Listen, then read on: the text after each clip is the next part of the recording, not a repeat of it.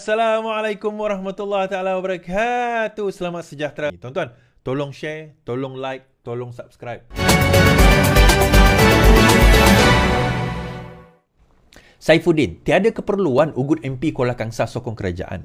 Menteri Dalam Negeri Saifuddin Nasution Ismail berkata, kerajaan tiada keperluan pun untuk mengancam ahli parlimen Kuala Kangsar dari PN agar menyokong kepimpinan Perdana Menteri seperti yang didakwa.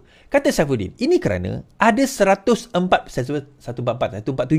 ahli parlimen yang menyokong kerajaan yang sudah cukup pun untuk lulus belanjawan 2024 rang undang-undang.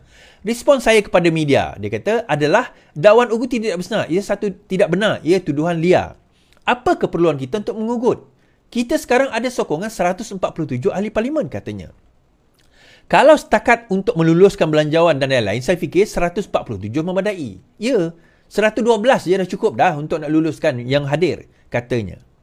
Mengulas lanjut, Saifuddin berkata, beban pembuktian terletak sekarang pada Setiausaha Agung PN Hamzah Zainuddin yang membuat dakwaan bahawa Iskandar diugut untuk menyokong Anwar jika tidak ingin berdepan dengan tuduhan.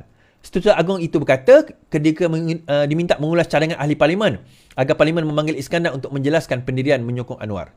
Pada Isnin lalu, Gobin membagikan Seksyen 4 Akta Parlimen yang memberi kuasa kepada Dewan Rakyat untuk menyiasat, menghakimi dan mengumumkan ke atas pelanggaran sebarang tindakan yang boleh dihukum sebagai penghinaan di bawah Seksyen 29 Akta yang sama. Pada 12 Oktober, Iskandar mengumumkan sokongan kepada Menteri. Tuan-tuan, ni macam ni. Yang Saifuddin sebut tadi betul lah. PN menuduh bahawa sekarang ini kerajaan kejam, kerajaan telah mengugut, kerajaan telah buat itu, buat ini kepada Iskandar. Sebab itulah dia sokong PMX. Saifuddin kata mudah je. Jangan tanya saya. Benar ke dakwaan itu? Tanyalah kepada Hamzah, di mana buktinya? Betul juga. Tanyalah kepada Hamzah, kat mana bukti? Jangan tak pergi jumpa Saifuddin. Saifuddin, benar ke dakwaan mengatakan bahawa terdapat ugutan daripada kerajaan? Sekarang ini dia cakap. Tuan-tuan, cakap ni semua orang boleh cakap. Semua orang boleh tuduh. Semua orang boleh kata apa-apa. Buktikanlah. Since dia yang menuduh, dia kena buktikan. Datanglah dengan bukti.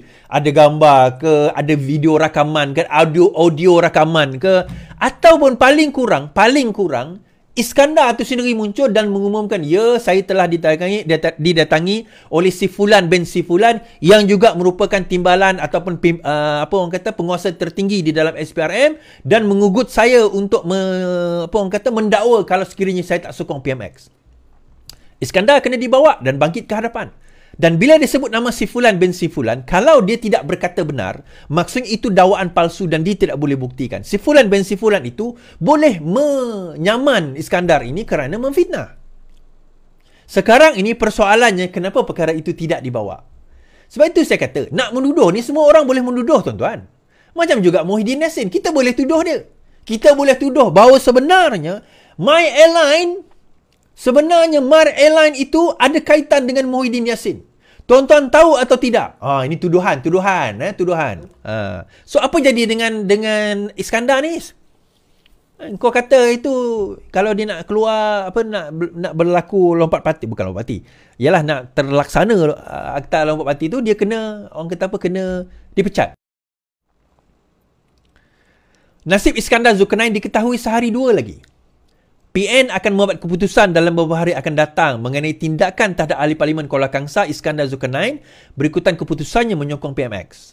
Setiausaha Agung PN Hamzah Zainuddin berkata pihaknya akan mengadakan mesyuarat bagi membincangkan perkara itu dan seterusnya memutuskan tindakan lanjut terhadap Iskandar. Dalam sehari dua kita akan ada mesyuarat. Setelah itu kita akan buat keputusan, katanya. Ketua Penerangan Bersatu Razali Idris sebelum ini berkata parti itu hanya akan mengambil tindakan drastik menggugurkan keahlian jika dia bertukar kerusi dan duduk di blok kerajaan di Dewan Rakyat. Parti belum membincangkan apa tindakan dikenakan tetapi tidaklah sampai hentikan keahlian ahli, kata beliau. So dalam Allah.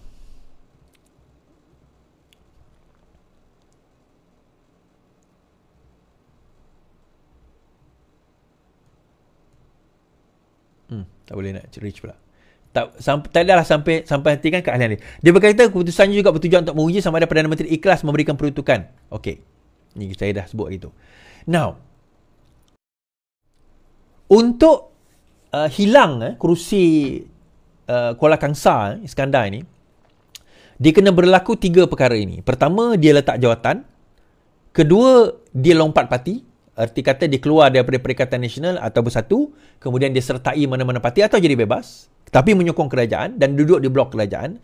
Dan yang ketiga, dia dipecat daripada parti. Tetapi macam saya kata itu, berani ke Perikatan Nasional nak pecat Kuala Kangsar ini? Kerana sekarang ini kalau kita tengok pengaruh Perikatan Nasional di kawasan Perak dah semakin berkurangan. Kita tengok dekat Johor, kita tengok dekat Pahang, pengaruh Perikatan Nasional dah mula mengendur, kita kata. Dan juga kita tengok sahabat-sahabat trooper mereka dah mula menghilang. Saya kata, bagaimana Perdana Menteri, bagaimana kerajaan yang ada sekarang ini dah mula menutup pintu-pintu masuk duit-duit scammer dan juga duit-duit untuk nak yang telah disakau sebelum ini untuk nak menaja mereka directly or indirectly. Yang ada tinggal-tinggal dekat komen ni saki-baki tai unta je tuan-tuan. Yang ni memang sama dia betul-betul tak puas hati, dia buat fake account, alang-alang dah ada ataupun ada baki duit yang dia orang dapat, dia teruskanlah, dapatlah sebarang 20-30 ringgit, jadilah. But point dia macam ni. Adakah dia akan dipecat? Persoalan ini terjawab apabila dengan kenyataan tadi mengatakan bahawa dia tidak akan dipecat selagi mana dia tidak duduk di kerusi sana. Menunjukkan apa tuan-tuan? Ini menunjukkan dan memberi indikasi kepada apa? Ini memberi indikasi bahawa dalam keadaan dan politik sekarang ini, Perikatan Nasional terutama Bersatu mengetahui mereka tidak ada kekuatan kerana dua perkara. Yang pertama, Perikatan Nasional Bersatu specifically mengetahui daripada segi sokongan rakyat sudah mula mengendur. Rakyat mula bosan dan muak kepada pembangkang-pembangkang sebegini. Itu yang pertama. Tetapi yang kedua, dan ini paling penting, bahawa PAS sendiri sudah tidak memberi sokongan kalau sekiranya Bersatu nak bertanding. Dan Bersatu tahu mereka tak nak kehilangan one more. Dan kalau mereka kalah kali ini, dia akan lost. Dia akan hilang. Secara moralnya Bersatu sudah kata boleh hilang lah. Boleh bungkus tiga lah the next PRU. Saya dah kata habis, dah boleh bungkus tiga lah.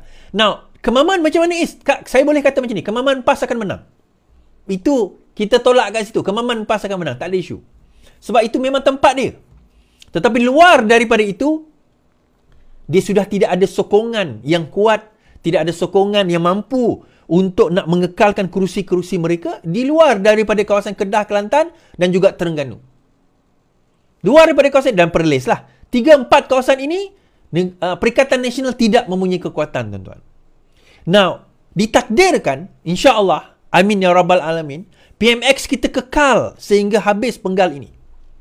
Sehingga habis penggal yang ini, berlaku PRU 16, kekal dan performance dia lebih baik. Macam saya sebut semalam. Dua objektif utama PMX. Pertama, ialah untuk memastikan defisit perbelanjaan jadi surplus.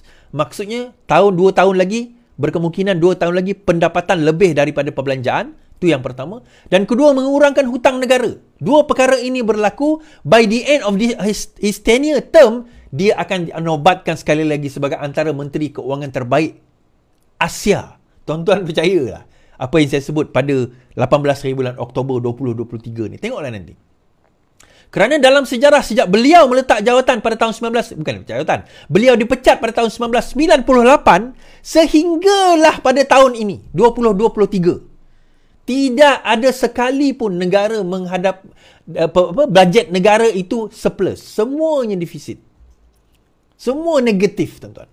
Tapi kalau PMX berjaya bawa, maka apa orang kata PMX akan jadi Perdana Menteri terbaik. Okey.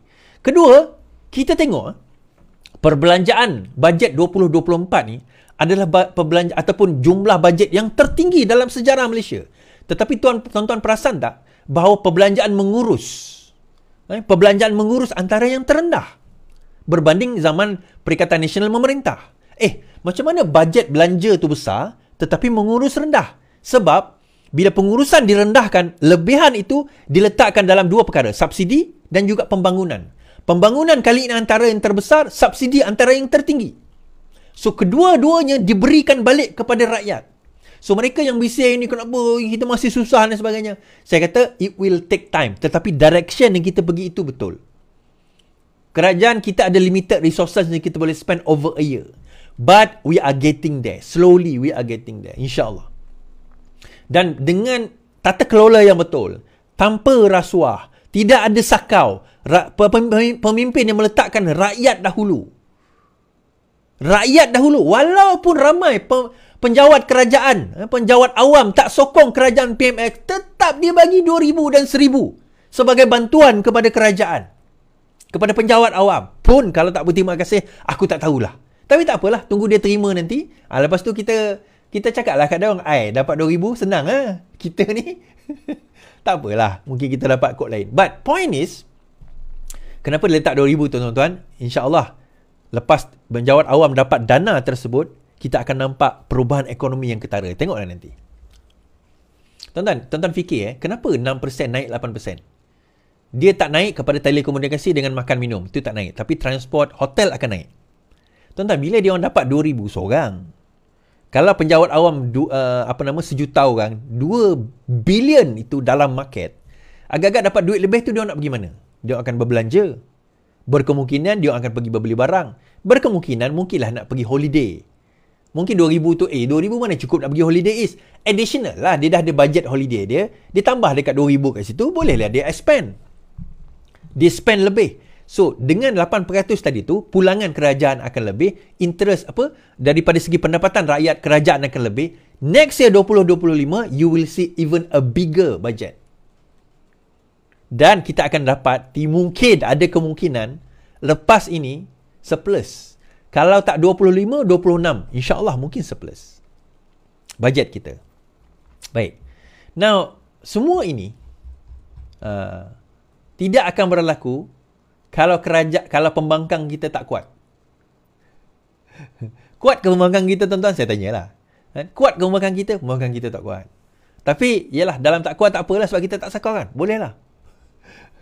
Punyalah tak kuat pembangkang kita ni, tuan-tuan.